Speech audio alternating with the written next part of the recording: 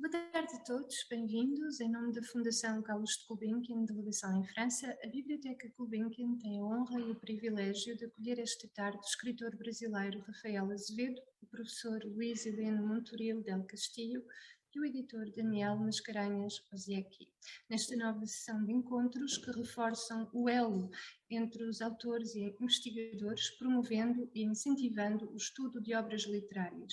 É com muito gosto que a Biblioteca Gulbenkian volta a colaborar com ambos.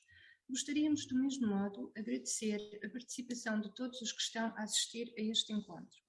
Relembramos, como nas sessões anteriores, que um tempo de questões será reservado no final da apresentação. Poderão colocar as vossas questões ou comentários via chat da plataforma Zoom, que serão transmitidos aos nossos convidados, ou mesmo solicitar a palavra. Mas antes de iniciar o diálogo entre os nossos convidados, segue uma pequena apresentação de cada um. Rafael Azevedo, diplomado em Estudos Literários, é escritor e investigador na Universidade Federal do Pará.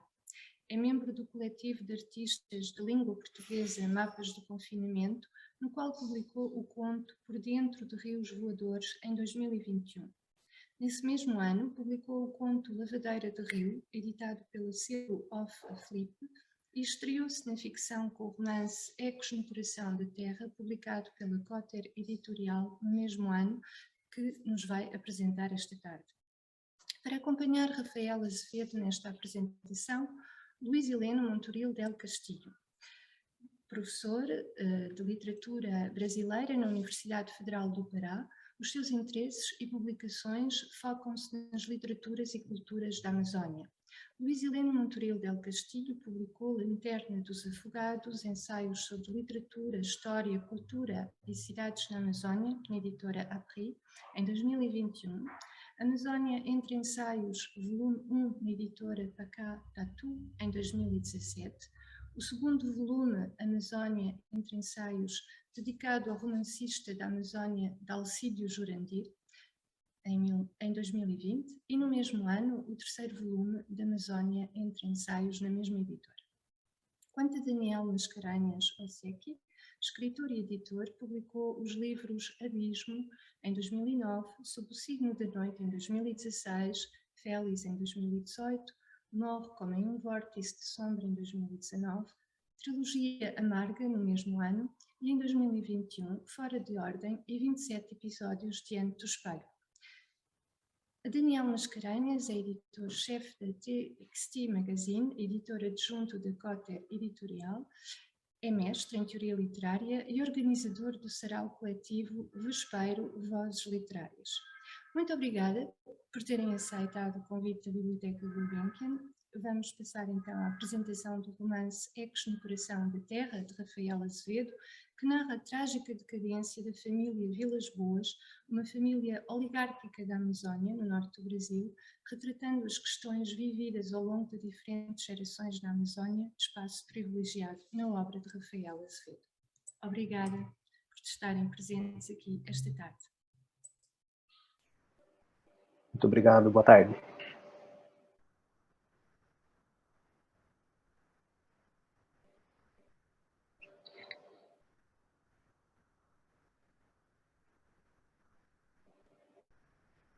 O teu microfone, Rafael, tá cortado.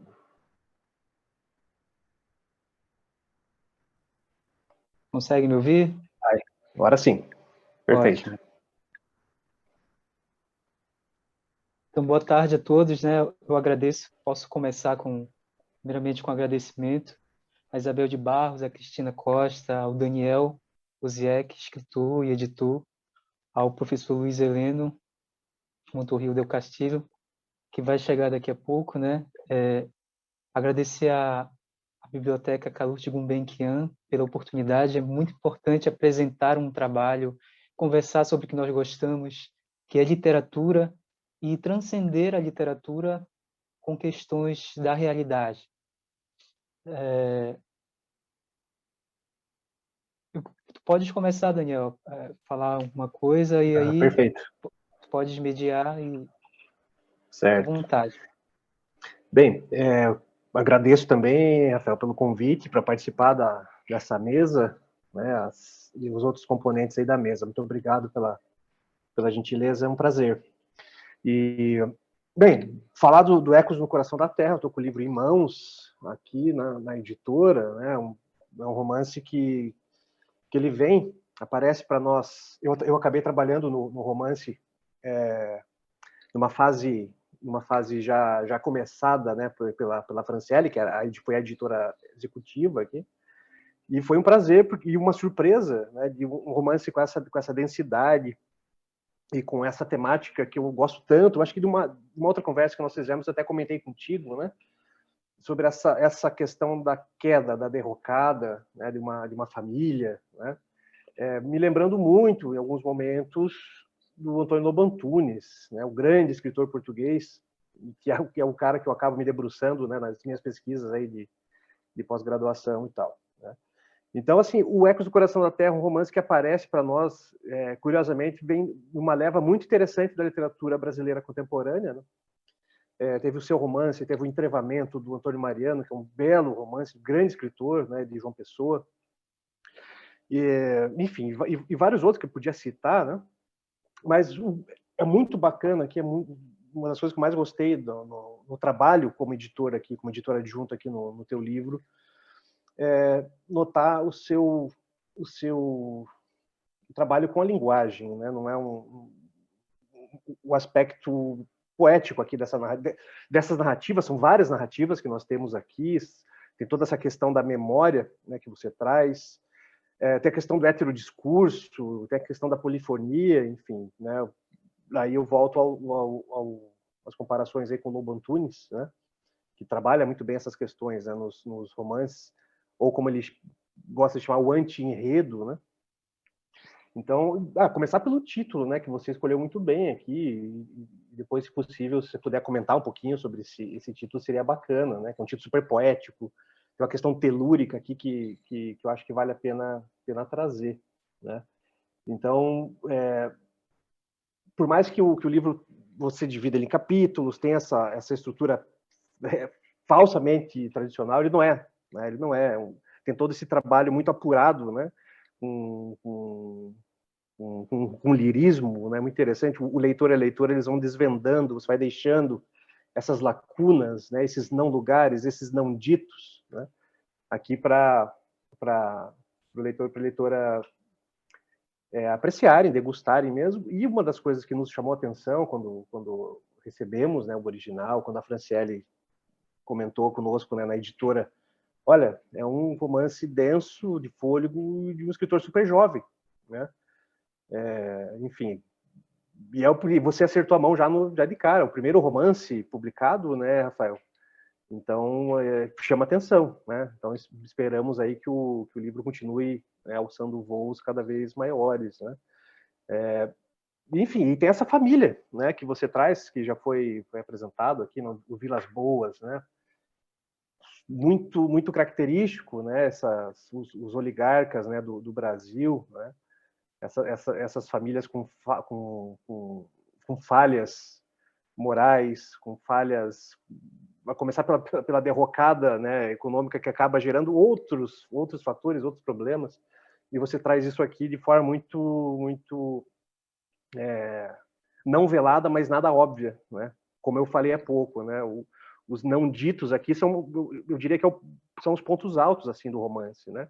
Aquilo que o leitor e a leitora vão descobrindo aos poucos, né? Parágrafo a parágrafo. As vozes que se misturam aqui no texto, né, são muito interessantes, você trabalhou isso muito bem. Mas, enfim, eu acho que aqui eu servi para dar esse pontapé inicial, né? Sem contar que o trabalho de edição foi um prazer, né? Quando aparecem assim, bons romances para a gente na editora, é sempre um prazer, né? Mas joga a palavra para você de volta, assim, para a gente continuar o tete a tete aí. Obrigado pelas palavras gentis, Daniel. Essa edição de Ecos, né, que é uma edição que eu falo para as pessoas, é uma edição belíssima, e edição, vamos dizer assim, para colecionador, porque há um trabalho belo, estético por trás. Para além do texto, né, há um trabalho estético. Então, o livro ele acabou se tornando como obra de arte. E os leitores que me retornam e falam, olha, o livro é muito bonito, em termo estético, ele Ele é um livro que fica bonito na estante. Ao mesmo tempo, o trabalho com o texto foi algo que me demandou muito esforço e, ao mesmo tempo, paciência.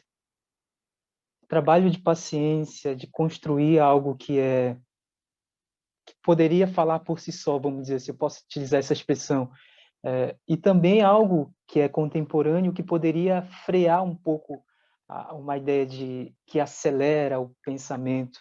Então, a velocidade das redes, a velocidade do contemporâneo está aí para que a gente não fique em algo, não se demore em algo. Não sei se foi de propósito ou meu inconsciente acabou produzindo isso, mas, de certa forma, isso acabou sendo encorpado dentro do romance como parte de um enredo, parte de uma narrativa que vai se alongando em um curto intervalo de tempo. Eu não quero dar spoiler, né, para quem ainda não leu, mas assim a ideia da decadência, ela vai, vamos dizer assim, ela vai se entranhando dentro de dentro de um espaço que as personagens vão assumindo as vozes e aí elas vão se alongando. Nesse sentido, a obra ela é um desafio, né, para o leitor. Ela constitui um desafio de leitura, de adentrar nesse mundo que eu busquei construir dentro da narrativa. Eu gostaria também de falar que durante o processo de escrita, vamos dizer assim, em alguns momentos eu alugava casas em Belém, aqueles casarões antigos, um quarto, e aí ia me isolava para escrever. Então, eu saía, ficava 2 meses, 3 meses numa casa, e aí depois eu saía para respirar um pouco, pensar um pouco o romance.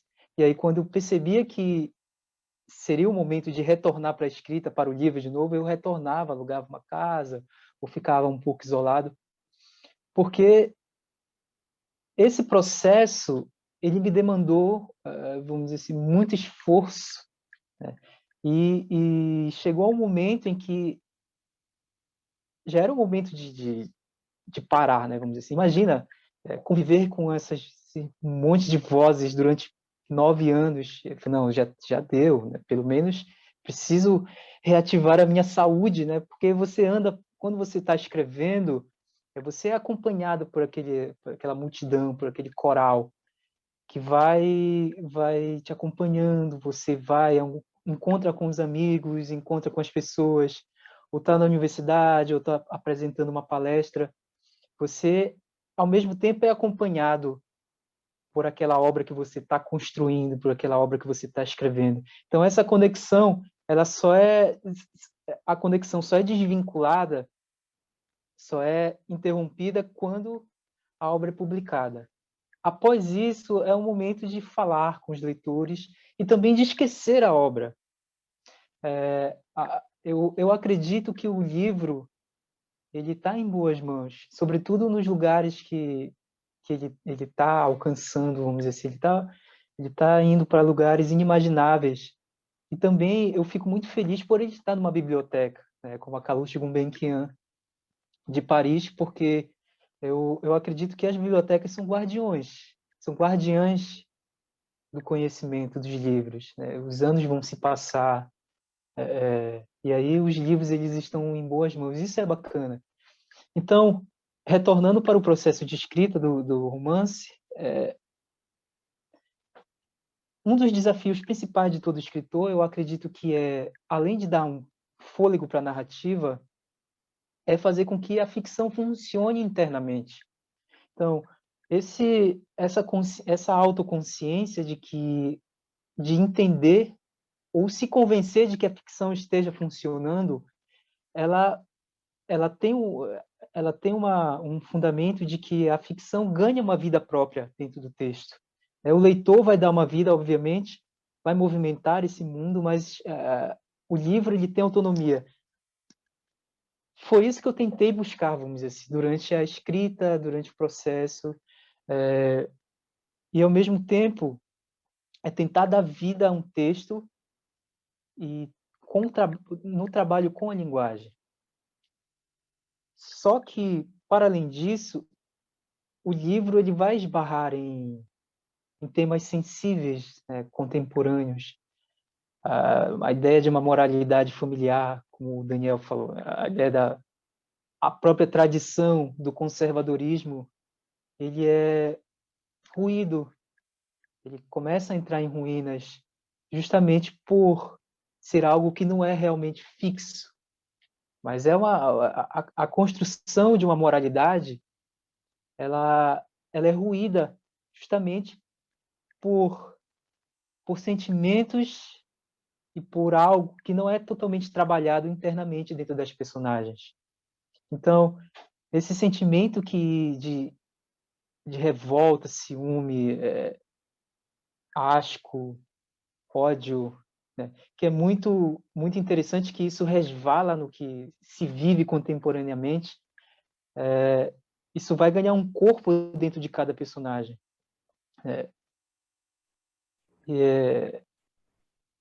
Para se chegar a esse lugar, eu acredito que é necessário trabalho, né? Trabalhar o texto até chegar a essa forma, ganhar essa forma autônoma. Perfeito. Bem-vindo, professor Luís Heleno, conseguiu se conectar a nós. Seja bem-vindo. Boa tarde. Boa tarde. Tive problemas técnicos. Muito prazer, Isabel, Daniel. Parabéns, O prazer Rafael. é nosso. Eu só quis introduzir, por isso volto a dar a palavra. Faça favor, Daniel. Continue. Claro, eu só ia emendar um pouquinho a fala do Rafael aqui, né, que comentou sobre, deu esse aspecto geral. Brevemente, antes de passar a palavra para o professor Luís Heleno, eu queria que você comentasse um pouquinho, Rafael, se possível, tem uma personagem aqui que é como, assim, funciona como um símbolo, né, para essa família dos Vilas Boas, que é o Benjamin, né? Comenta um pouquinho sobre o Benjamin aqui, o papel que ele exerce aqui nessa trajetória toda. Claro, sem spoilers. Então, o Benjamin, ele é uma personagem que, vamos dizer assim, seria a espinha dorsal do livro, né? Ele tem uma força de contraposição ao, vamos dizer assim, um antagonismo diante do que se preparou como família, né? Do que se expandiu como familiar, algo que é familiar. E ele representa, vamos dizer assim, ele representaria o estranhamento, né? De algo que é familiar, que é conhecido, e aí vem para estranhar esse lugar que é uma paisagem natural, um pedaço de terra. E ele vai ter além dessa contraposição, eu busquei dar uma humanização a ele, né? Uma ideia de, embora tudo esteja caindo aos pedaços, tudo esteja em ruínas, ele tem uma força que vai confrontar esse lugar de ruínas. Embora ele também esteja arruinado, né? Ninguém se salva, vamos dizer, ali, né, no romance. Todos têm eu não vou dizer defeito, mas tem suas características que é peculiar a cada um. E aí ele vai ter uma força de contraposição a isso, né? Sem dar spoiler, né? Sim, perfeito. Passamos para o professor Luís Heleno. Boa tarde. Estão me ouvindo bem? Ouvindo bem. Então, parabéns, Rafael, pelo excelente romance. Parabéns a Cota. Parabéns também a Caluz. É um prazer estar aqui com vocês. Já gostaria de, pronto, pedir para o Rafael aí conversar comigo e com vocês, né, sobre alguns pontos que eu observei no Ecos.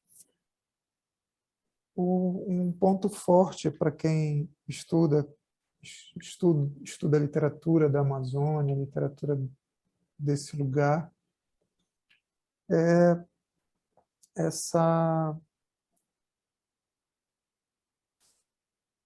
conexão, essa relação com a terra, com uma história também da região que aparece não de forma documental no romance, mas que é muito potente.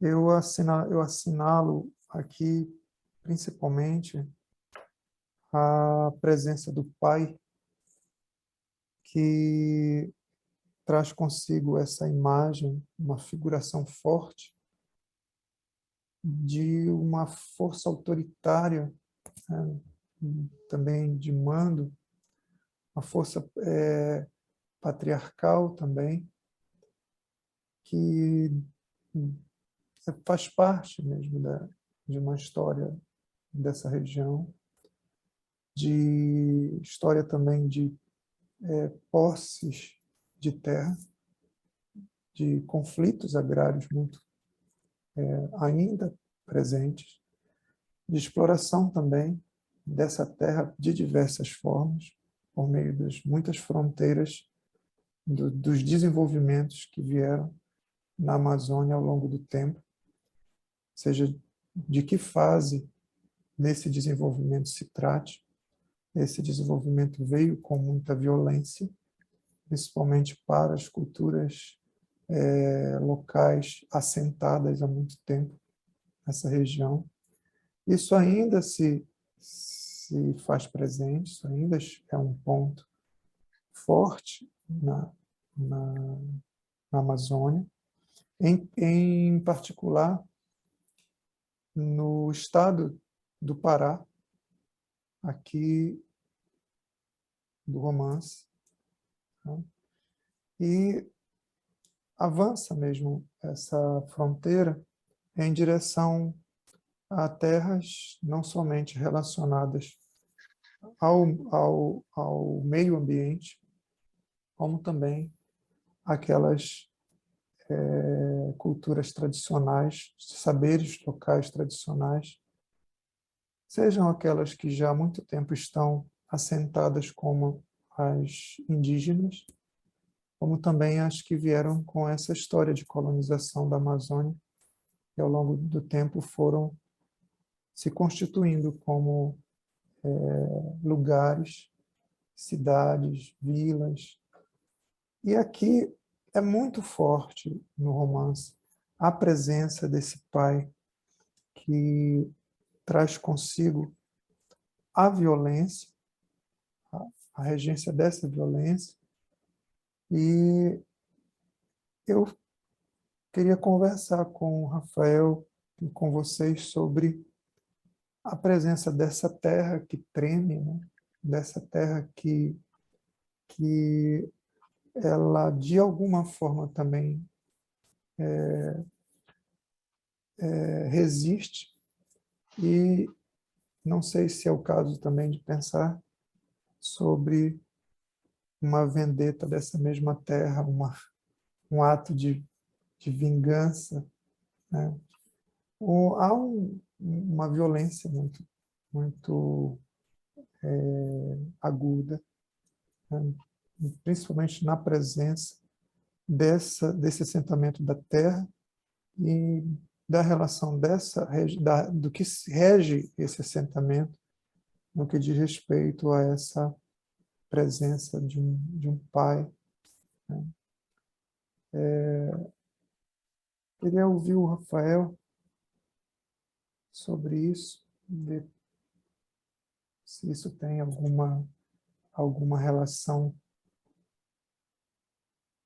né, com o que ele trouxe, né? O que ele vem trazendo de leitura, de estudos, de pesquisa, que é também o do escritor, né? Uma das tarefas do escritor também. É isso. É primeiro ponto de uma conversa, primeira entrada de uma conversa.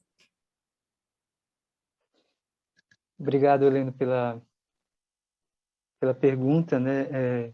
Pela consideração. Então, essa ideia de ecos, né? O Daniel provocou agora há pouco, que é um título poético e constitui uma relação com território, com terra. Então, eu poderia dizer que a própria ideia de terra, ela ganha vida dentro do texto, não somente como território, mas como algo que tem vida, né? Aquilo,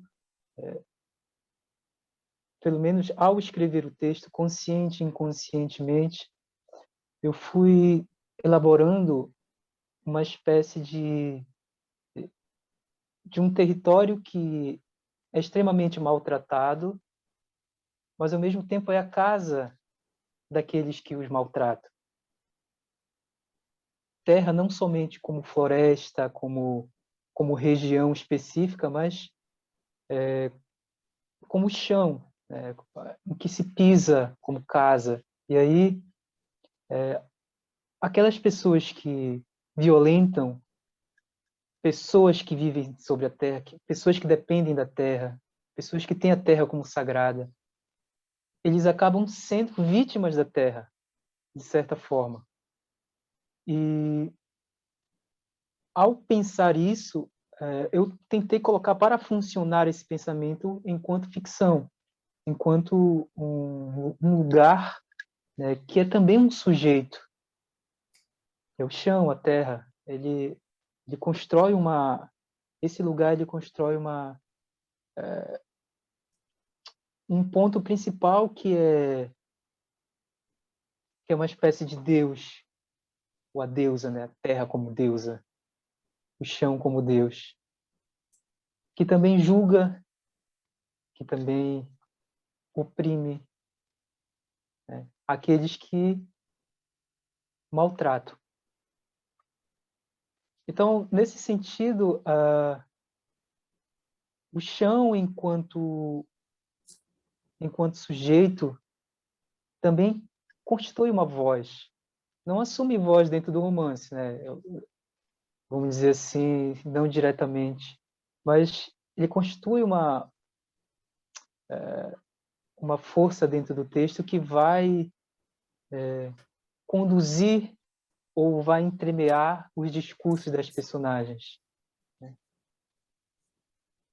Aqueles que pisam mesmo neste terreno, que vivem sobre ele como terra, né? Que constrói casas sobre a terra. Eu acredito que seria isso, né? E a figura do pai, ela foi inspirada, ainda que inconscientemente, sem ter uma provocação direta, em algum arquivo, algum acervo de literatura que tu trouxeste aí, porque eu lembro aqui rapidamente do pai, a figura, pelo menos, né, desse pai no Lavoura Arcaica, do Nassar. Eu lembro a figura do pai também em Cinzas do Norte, do Ratum. Tu trouxeste isso de alguma referência de leitura, a presença desse pai, né? E relacionado também, de alguma forma, a essa terra que tem uma, uma demarcação mesmo, né? A terra é instaurada pela via, por esse caminho de autoridade, de lei, e não de lei no sentido institucionalizado, mas de uma lei cuja regência é dessa força impositiva, né, de autoridade de um sobre os demais da família, né? E eu queria saber se isso teve inspiração, assim, ou ainda que, claro, indiretamente, né? Então, de fato, eu acessei o livro do Nassar, eu acessei os livros do Faulkner, que são muito fortes, mas um livro que é extremamente forte dentro da obra é Hamlet, Shakespeare, e Macbeth também, que é a ideia de uma tirania que está ali como força indômita da obra, né? Da peça. E inconscientemente há uma relação muito forte de patriarcalismo no Brasil, a figura paterna enquanto uma figura que é chefe de família, né? Como que conduz e que instaura uma lei, que instaura os caminhos que se devem seguir sem uma consulta prévia, sem um diálogo. Então, o autoritarismo de família, enquanto país, está muito forte dentro do romance, e aí eu busquei constituir. Eu acessei os textos bíblicos também, né? A força de Deus enquanto aquele que julga, aquele que condena, que castiga, é muito forte dentro do texto também enquanto acesso. Há um escritor também que eu não, a figura paterna eu não acessei diretamente, mas a experiência de linguagem, que é um escritor que é pouco lido, vamos dizer assim, a Amazônia fora, mas ele está num processo de tradução para o inglês, que é o Dalcídio Jurandir, que é um escritor paraense do século XX, que tem uma energia muito forte dentro do texto, uma experiência de linguagem impressionante e que me causou impacto. E eu acessei esse texto várias vezes para tentar formular algumas figurações, algumas características dentro do texto. Enfim, há diversos. O Milton Ratum, acessei a obra dele, né? Toda a obra dele para tentar extrair algo interessante de lá. Zé Saramago também está forte dentro do texto. Obviamente, né? Diluído, nada que me comprometa tanto. É algo que não vá comprometer o texto, dizer que ele está ecoando sem buscar uma diferença, né? Sem uma originalidade que eu busquei também dentro do texto. Sim. E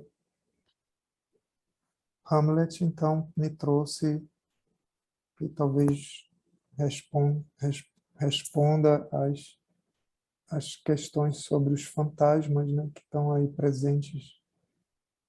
Há muitos fantasmas no Ecos, né? E soa também como assombroso, né, Rafael? É um romance bem sombrio nesse sentido. Também é escuro, no sentido também de vir desse lugar ensombrado ou ir assombrado, né? Fantasmas, né? Tem a ver com o fantasma hamletiano, isso?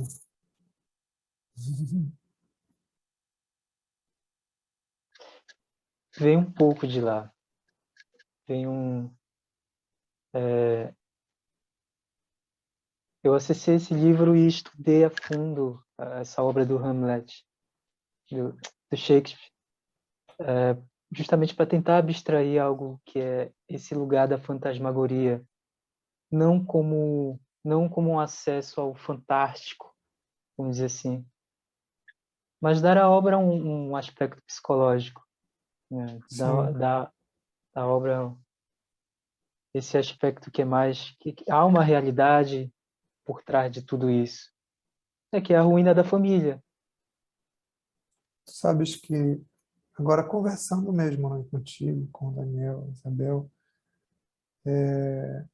tu sabes que me ocorreu muito a lógica do fantasma do Seminário 14 do Lacan, no que diz respeito à escrita propriamente, sabe?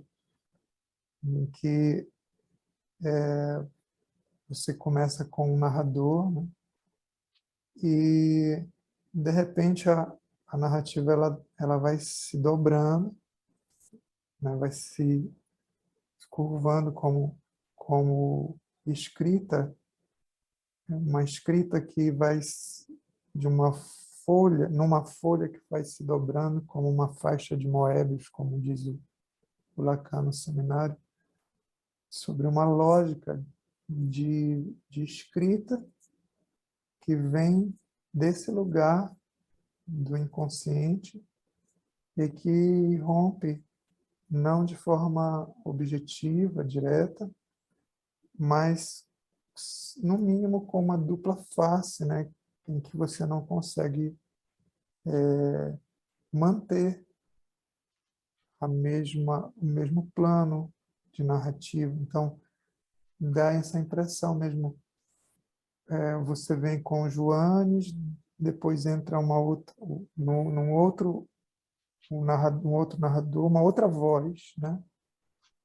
Entra a Elba, depois, não nessa ordem exatamente, mas depois em um outro, o pai, a voz do pai, a voz da mãe, e vão entrando, né? E algumas vozes também entre essas, formando esse tecido que é contorcido, né? Que tem muito a ver com essa lógica do fantasma do Seminário 14.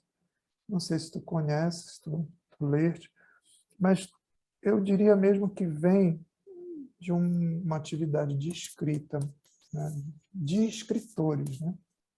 Que se movimentam e andam, caminham em direção a esses limites que estão na linguagem, de algumas especificidades de linguagens.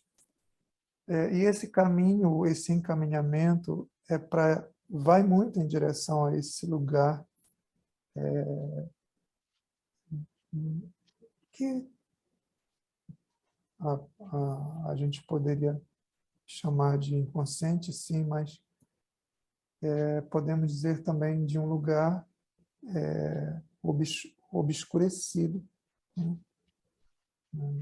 Um lugar em que o escritor, o escritor acessa e traz de lá essa forma, né? Então, não sei se fui claro, mas esses fantasmas vieram também acompanhados dessa teorização, sabe, que me veio da leitura do Seminário 14. Tem a ver com um trabalho de escrita, escritural, né? E de linguagem, né? De como o escritor está aperfeiçoando ou mesmo mexendo, revolvendo, né? Isso que é uma outra terra, essa terra da escrita, né? De uma outra escavação, né? Tem a ver com isso também, o resultado do romance, como estrutura e forma, né? Acompanhou de alguma maneira esses personagens, esses arruinamentos, essas fantasmagorias, tu tentar te dar coerência ou, de alguma maneira, procurar acessar justamente esses ecos, né? Essas vozes informadas desse jeito, né?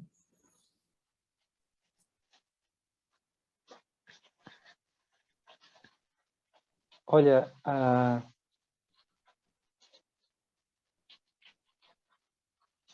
eu pensei numa ideia de ecos ao elaborar o romance, vamos dizer assim, mais quando ele já estava mais completo, porque ele foi ganhando forma. O romance ele surgiu como um estilhaço. Eu já sabia que eu queria fazer algo estilhaçado, algo que é fragmentado, mas que haveria uma coerência interna dentro dele, uma espinha dorsal que ligasse esses fragmentos, né, a uma lógica. E a partir do momento em que o romance ganhou forma, eu passei a trabalhar a linguagem interior das personagens. Por exemplo, eu tentei trabalhar com terceira pessoa, trabalhei com segunda pessoa, primeira pessoa. De certa forma, o foco narrativo entrou dentro da... Esses 3 focos narrativos estão dentro do romance. Mas a primeira pessoa me permitiu acessar a esses lugares, essas zonas escuras que são liberadas de algum eco, né, que são liberadas de repetições. Eu não sei, não poderia dizer que somente históricas, né, mas humanas, enquanto personagens, enquanto sujeitos que estão numa determinada situação e que sentimentos e atitudes guardadas lá no fundo do baú de sua consciência é aberto. A abertura de uma caixa de Pandora seria, vamos dizer assim, para encarar o real, o real da ficção. Então, só que esse acesso a esses lugares é constituído de noite, né, ou escuridão, nesse lugar que é acessado de uma maneira autônoma e consciente e inconsciente pelas personagens. Então, a mim, enquanto escritor, me coube organizar esses fragmentos de vozes, né? Esses fragmentos de consciência, esses fragmentos de experiência e elaborar essa forma, esses ecos, vamos dizer assim, para que cada um tivesse autonomia, mas também dialogasse um com o outro. E, ao mesmo tempo, as personagens foram ganhando autonomia.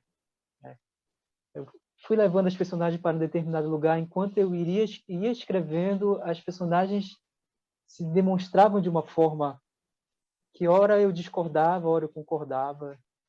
E nesse embate, que foi até o fim do romance, será se essa personagem é isso mesmo? Será se ela não está extremamente pesada? Será se ela não está leve demais?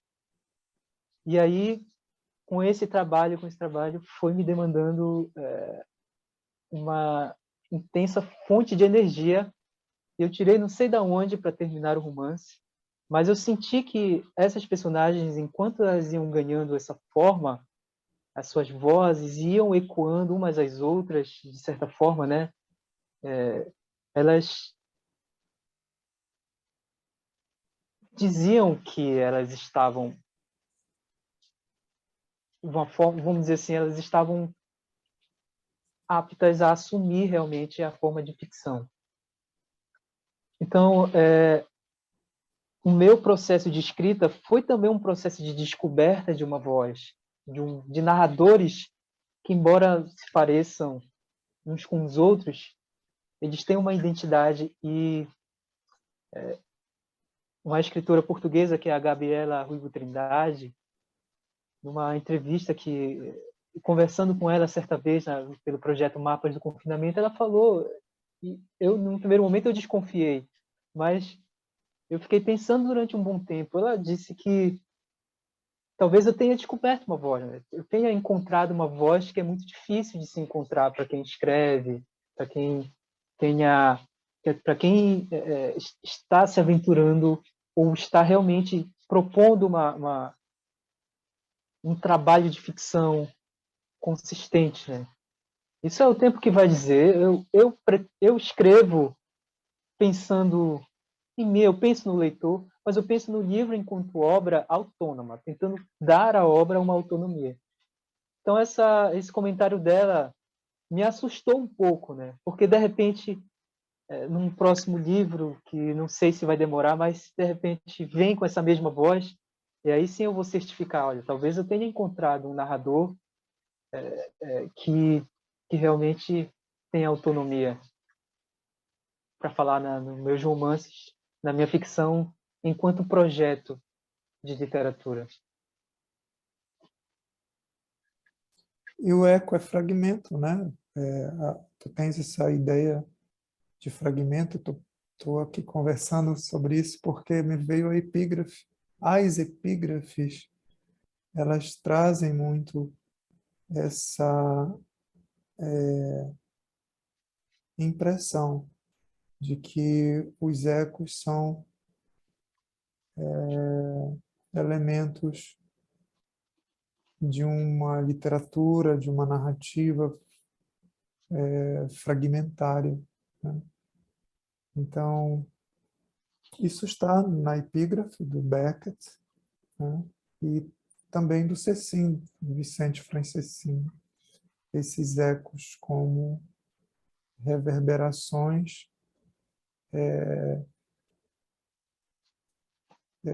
com partes, né?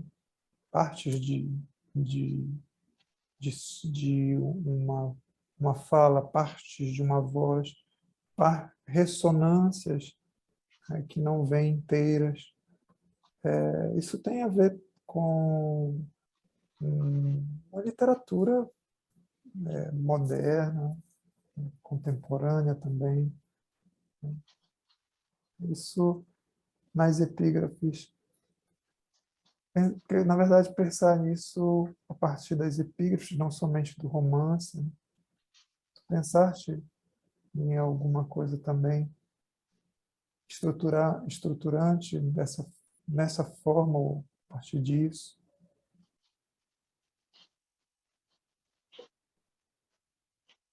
Então, a forma do romance, ela é moderna. Ela está em Virginia Woolf, ela está no Faulkner, está no Milton Ratum. Então, essa forma de fragmentos que se constituem, que se dialogam entre si, é uma forma moderna, né? A própria ideia de ruína, o texto enquanto ruína, a ruína de uma família,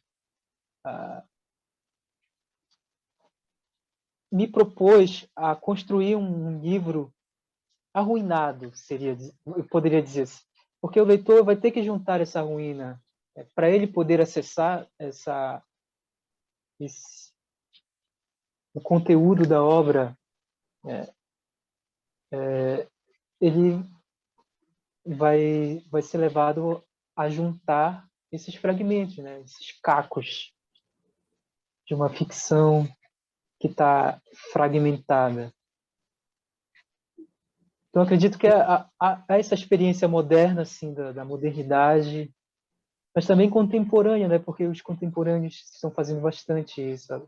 Falando já da década de 80 para cá, 70 para cá, né?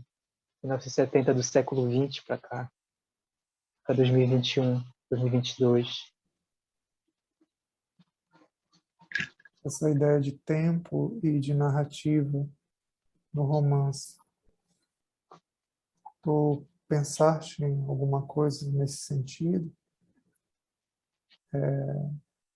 Não linearidade, né?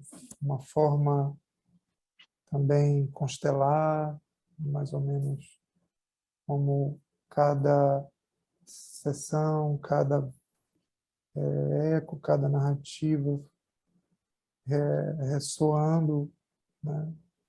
E só tendo mesmo maior completude no, numa ideia de que todas elas estão juntas ali, ressoando, seja numa polifonia, ou seja numa irisão, né, de vários feixes, né? Tu, mais diretamente, tu pensaste em alguma coisa assim?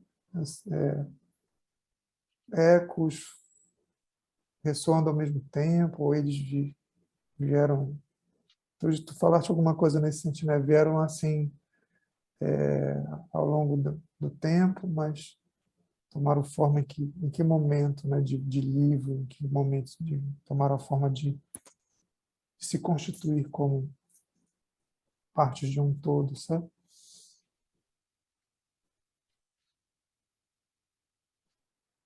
Boa pergunta. Então, eu já sabia, no fundo, que eu queria escrever um romance. E a minha técnica de escrita para este romance foi construir ecos independentes, ou seja, capítulos independentes, para depois trabalhar algo que fizessem com que eles se ecoassem. Né? Então, eu penso que a ideia de ecos não vem somente... Por exemplo, eu pelo menos pensei dessa forma, que a ideia de ecos não viria somente como ecos humanos, mas a própria natureza está falando ali. Os pássaros, as luzes. Então, elas vêm como repetição para a obra, para dar corpo às vozes, né? Então, cada eco ele representa também uma repetição da natureza que está fluindo dentro de cada voz. Então, durante o período de escrita, eu fui construindo algo independente para construir depois uma dependência, para que nenhum se sobressaísse sobre o outro em relação à independência. Embora leitores já me falaram que o texto possa ser lido de uma forma independente. Não sei, eu acredito que não. Eu pensei, agora que a obra já está aí, o leitor faz o que ele bem entender com o texto, né? Já não pertence mais a mim, de certa forma. Cabe a mim apenas comentar o processo. Mas eu busquei dar esse elemento constelar, sim, num sentido de coerência, e também incoerência, né? Porque há uma experiência de linguagem ali que vamos dizer assim, uma narrativa que está também construindo o tempo. Ou seja, a temporalidade ali é uma temporalidade bergsoniana, é de Bergson. É muito forte, Henri Bergson, nessa ficção. Há uma ideia fenomenológica, de fato. O desafio de tudo é fazer essa fenomenologia se tornar linguagem literária. Né? Porque eu não queria escrever pesquisa, não queria escrever ciência, eu queria fazer literatura, né? Trabalhar uma obra de arte, e ter autonomia. Existe lembra muito um teórico, que é o Luiz Costa Lima, um teórico brasileiro. Ele tem uma tese que ele defende sobre a ideia do controle do imaginário, né? Eu também tentei fazer com que essa ficção tivesse uma autonomia da história. Embora a história, enquanto documentação, aparecesse como fragmento dentro do texto, o objetivo não era fazer um romance histórico. Não era escrever ficção que se ancorasse dentro da historiografia, né, da escrita da história, ou algo que é datável. Tentar experienciar uma temporalidade que se estica, né, que é maleável. Por isso eu saí cansado, e eu falo para todo mundo, e sempre repito, eu saí muito cansado desse livro. Me disseram que quando eu fui conversar com alguns leitores, falaram que eu saí amarelo, né? Eu saí pálido. Talvez pelo meu trabalho, pela meu tempo demandado para o romance, para tentar encontrar uma perfeição, pelo menos tentar me convencer enquanto escritor de que o romance chegou ao seu fim enquanto escrita. E após isso, houve muita conversa também com a equipe editorial, né, da Cotter, e para que o romance chegasse redondo, chegasse bem editado ao leitor, né? Antes de tu chegares, Helena, eu falei para o Daniel que o romance Ecos no Coração da Terra, ele tem um perfil de uma obra de arte porque ele foi muito bem editado.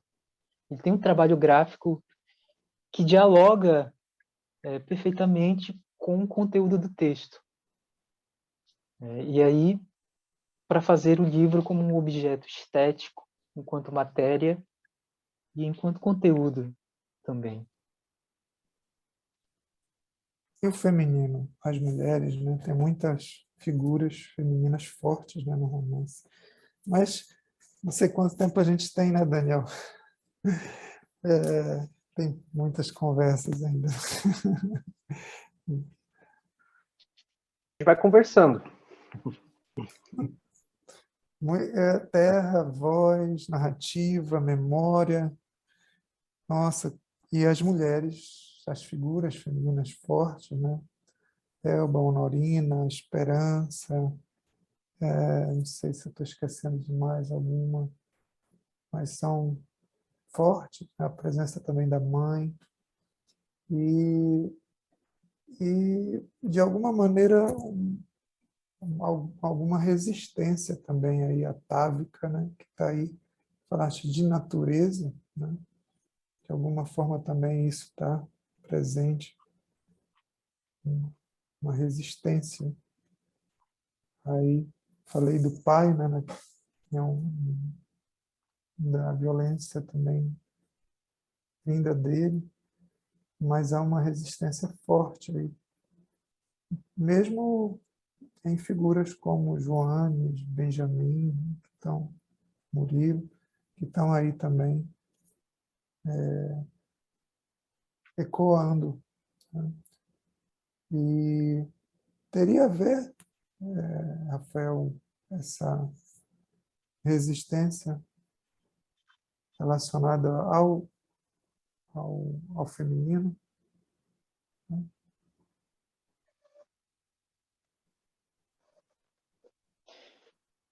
A figura da mãe está muito forte dentro do texto também, enquanto eu poderia dizer que é como resistência de fato, né? Enquanto uma forma de resolução de uma violência repetida dentro de um país, né? Ou dentro de nações, violências patriarcais repetitivas, que é demandadas como algo que é natural, naturalizado, e até chegar a um ponto que isso aparece como uma resistência a essa voz masculina, a voz do pai, a voz daqueles que sempre buscaram levar um projeto ao seu bel prazer, a sua concepção histórica ou a sua concepção de patriarcal, seria, vamos dizer assim. E as mulheres, elas vêm como um ponto interessante dentro do texto, né? Porque me demandou muitas dúvidas escrever. Foi importante ouvir, sentir e tornar mulher, né? Para aquelas vozes ganharem autonomia enquanto mulheres, né? Assim, essa construção da voz feminina foi um processo muito interessante, porque era preciso pensar como, historicamente, essas mulheres vêm sendo tratadas. Principalmente o Brasil, enquanto nação, chegou a um ponto, né, em que isso se tornou... não há mais pudor em se falar sobre isso. E aí essas vozes, elas vêm como... não há mais pudor em, vamos dizer assim, em admitir a violência. E então ela começou a ser licenciada, a violência licenciada. Ela sempre existiu, mas nós chegamos a um nível em que essas vozes, elas precisaram realmente se impor, né? E na ficção, por exemplo, tem muitas mulheres que estão escrevendo muito bem. Então, na ficção, as mulheres ganharam uma forma como resistência. Não todas, né, vamos dizer assim, mas há uma forte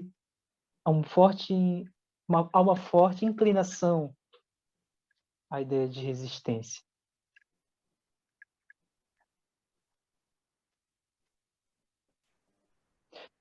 Talvez a própria ideia de resistência ela não venha dentro de um conceito contemporâneo, né? Ela vem por um outro conceito que é ambíguo. A resistência vem ambígua dentro do texto. Poderia dizer assim.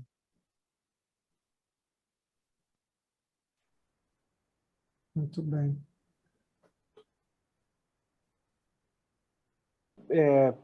Trazer uma coisinha breve aqui para a conversa, aproveitar o que o Luiz Heleno comentou antes sobre o que vocês dois comentaram, né, sobre a questão da terra, né? No romance todo tem essa questão, né, de uma espécie de uma poética do telúrico, né? Essa situação de alarme que essas personagens dessa família, conforme o tempo vai passando, né, há aquela iminência, né, de um trágico, de uma tragicidade, né? Eu queria que você comentasse um pouquinho sobre isso, Rafael, né? Aquilo que essas personagens sempre estão à espera de algo, né? E nem sempre aquilo vem, nem sempre aquilo acontece, né? E nem sempre o que se espera acontece. E essa coisa herdada, né? Que o Luiz Heleno comentou, né? A questão atávica, o patriarcado, tudo isso. Comenta um pouquinho sobre isso, Rafael. Então, a construção da espera, a espera enquanto algo que pode vir do futuro, né? A espera que vem de uma temporalidade que não existe ainda, mas ela vai passar pelo presente. Mas o que se espera não chega da maneira em que se esperava, de fato. Essa espera, pelo menos eu tentei construir no texto, né? Eu deixei assim, em termos de construção de ficção, essa espera, ela tem a ver com um eco do passado, algo algo que é do passado é atirado para o futuro, mas que se espera no presente. Só que uma ou outra personagem vai tentar esperar uma outra coisa, né? Vai tentar esperar uma fuga, uma salvação, uma redenção, ou a própria conciliação de tudo isso. A conciliação vem como espera. E será se a conciliação seria a forma, a resposta para finalizar o conflito da família? Esse conflito que vem de gerações, ou que culmina agora no presente do romance? A conciliação seria essa saída? O conflito, a guerra seria a saída? Então são respostas, né, que o leitor vai descobrir dentro do texto, mas elas são colocadas enquanto questão de linguagem que vem para levantar o questionamento de que aquilo que poderia vir do futuro demora muito, né? É algo que demora, porque o presente do romance é um presente que se estica, vamos dizer assim, é um presente que está é um presente que está se esticando, que é elástico, né, vamos dizer assim. E aí essa espera é demorada por algo que, que pode vir ou pode não vir, né?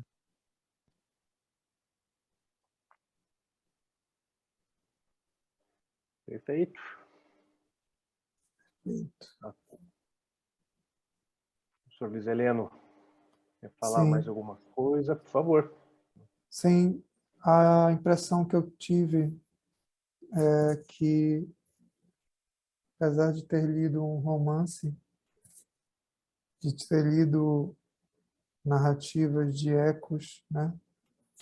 Eu li muito silêncio, né, Rafael? Assim, é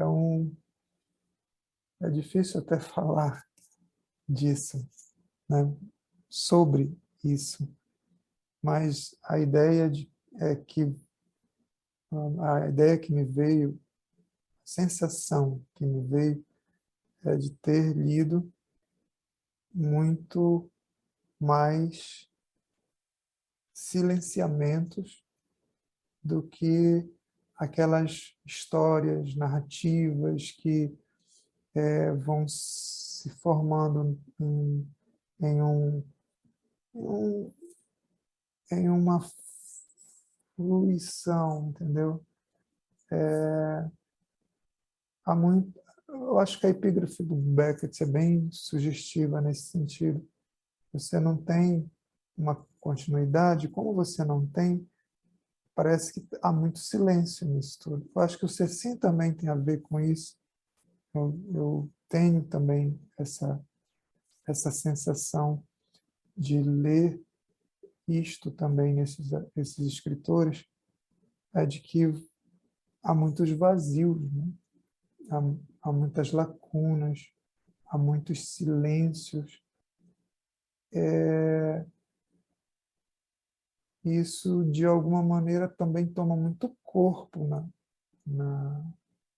na obra, na narrativa, no seu todo, né? E é como se eu tivesse mesmo com muitos elementos vazados, né, nisso tudo. Tem a ver isso, Rafael? É uma sensação que veio. Não sei se tu tiveste a intenção de provocar isso, né, também. Muitas das coisas que vêm a partir daquilo que é a, o livro por vir, né? A escrita por vir, que se faz e que vem. Né? Tu tens alguma coisa assim a respeito disso? Tá? Essa é uma sensação que vem e procede, né? Ou é um efeito, né? Pode ser mesmo o efeito desses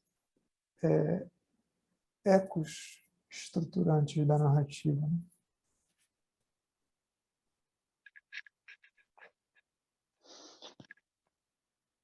Eu acho que tu percebeste algo interessante no texto. Foi, de certa forma, intencional, porque ah, às vezes, num problema de crise,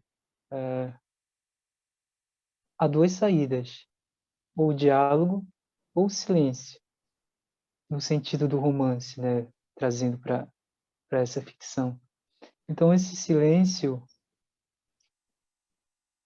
ele, ele, ele não, eu não poderia dizer que eu construí algo que represente uma ausência completa, mas uma tentativa de expor uma voz, no sentido da personagem, uma voz que é sua, né? Em solilóquios, poderia dizer assim, diálogos consigo, sem ter com quem conversar. Importante conversar consigo, né? Conversar com o seu duplo, conversar com o espelho, aquilo que, que duplica o eu, e aí vai transcorrendo um diálogo que é não necessariamente um monólogo, mas um diálogo, né?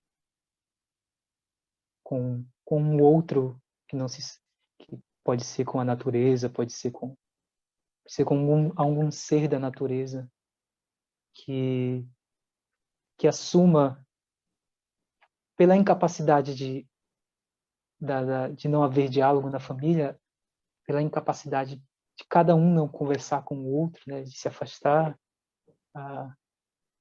que sobra talvez seja a natureza, os elementos da natureza, uma árvore, um animal, um peixe, o rio, o céu, pássaros.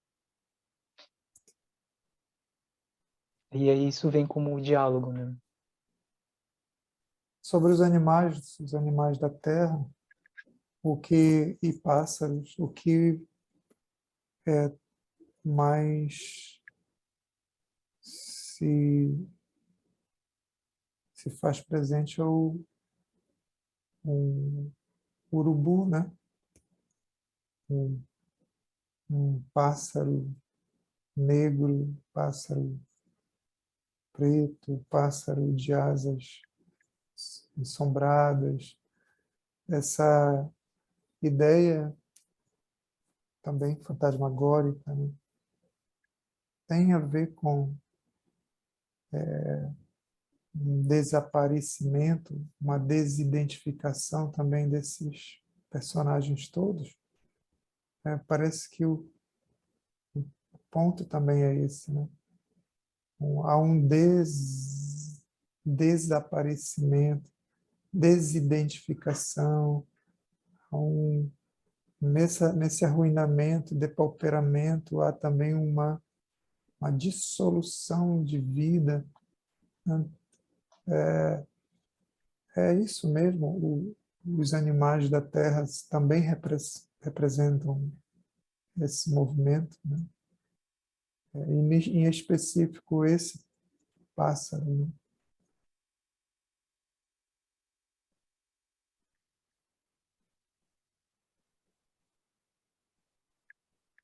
Talvez eles surjam como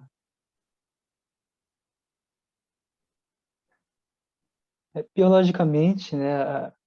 Os pássaros, os urubus, eles estão na natureza para limpar, né? Aquilo que já está em decomposição, aquilo que está morto. Então, eles têm uma função de limpeza, uma função de, de fazer desaparecer algo que já não tem mais função, já não tenha mais vida. Passa de uma função para outra. Mas os urubus aceleram esse processo. E a família poderia ser apresentada como algo que está numa ruína biológica também. Seria interessante pensar desse ponto de vista, né, de que essa ruína biológica ela vai atrair a natureza como algo que vai ter essa função de fazer desaparecer corpos. Obrigado. Perfeito. Estamos nos encaminhando para o fim, é isso?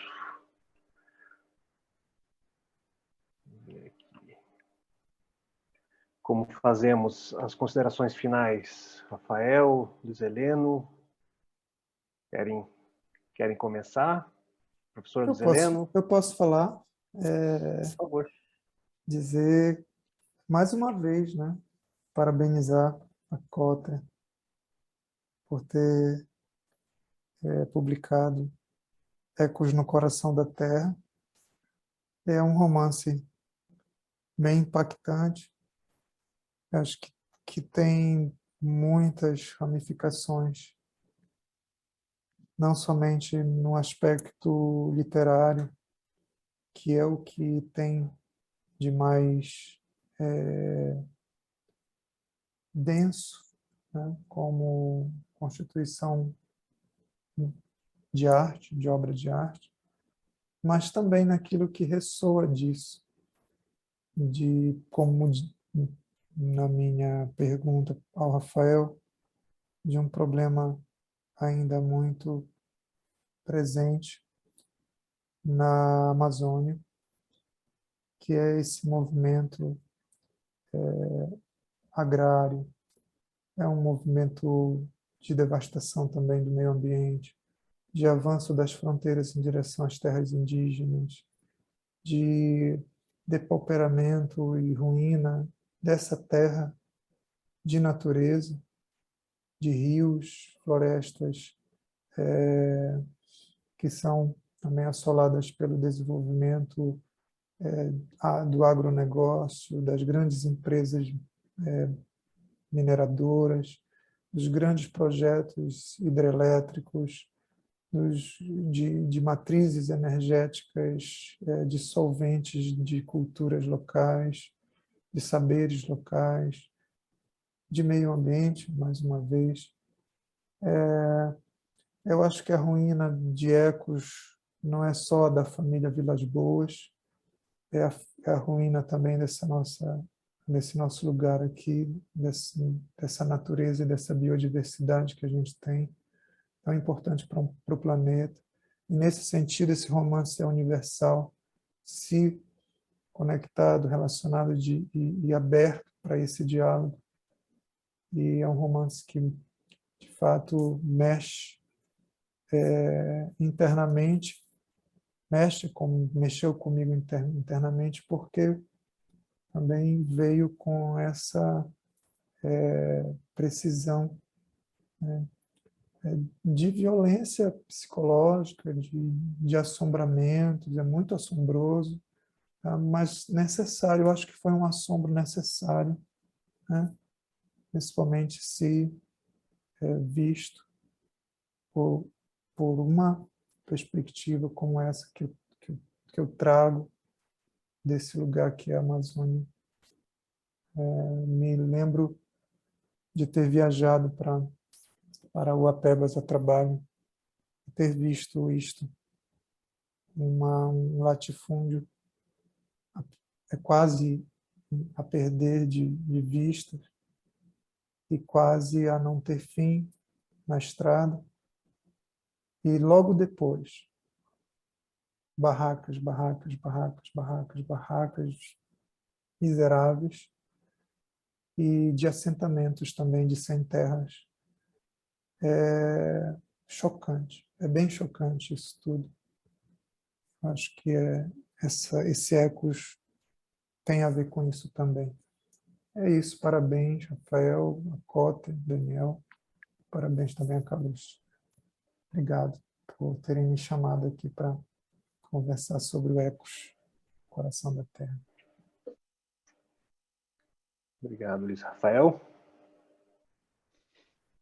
Então, queria agradecer, né, mais uma vez ao Daniel, ao Luiz Heleno, a Carlos Gulbenkian, por estar abraçando esse diálogo, né, porque é muito importante, né, falar sobre o livro, né? É importante, o livro ele tem vida também quando ele entra em contato com os leitores e isso é muito gratificante para um escritor, conversar sobre a obra e também saber que ela está em boas mãos, né? Está bem guardada para os leitores poderem acessar. Isso é extremamente gratificante e também contribuir por meio da literatura e do debate com uma reflexão sobre a vida, sobre o contemporâneo, sobre se estamos indo para um abismo ou não, o que poderemos fazer, né, enquanto humanos, né, enquanto seres humanos. Mais uma vez, muito obrigado, um prazer imenso estar conversando com vocês. Muito obrigado, Rafael. Obrigado, professor Luiz Heleno, Caluste. Um prazer, uma honra, em nome da editora. E é isso.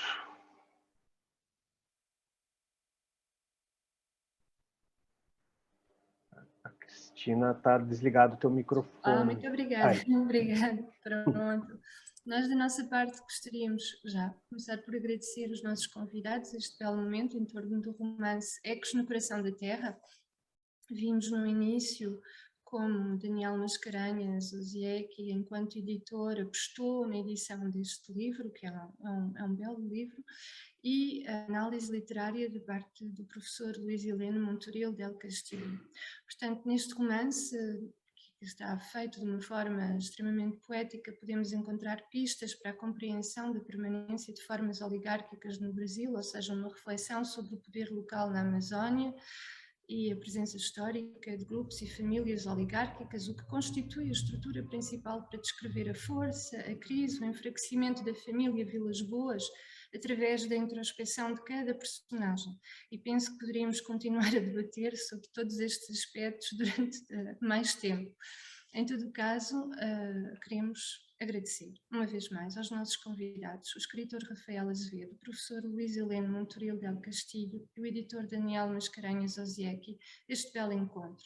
Queremos também agradecer a todos os que do outro lado assistiram e que, por vezes, não conseguiram se conectar, penso que houve problemas de conexão. Agradecemos a todos, mas de todas as formas esta sessão vai ficar gravada, poderão vê-la mais tarde, e também queria agradecer a nossa colega Isabel Barros. Este encontro, como vos disse, então, será colocado em breve no site da Fundação e será divulgado através das nossas redes sociais, Facebook, Twitter. E recordamos que o próximo encontro da Biblioteca decorrerá no mês de abril. Uma vez mais, muito obrigada a todos.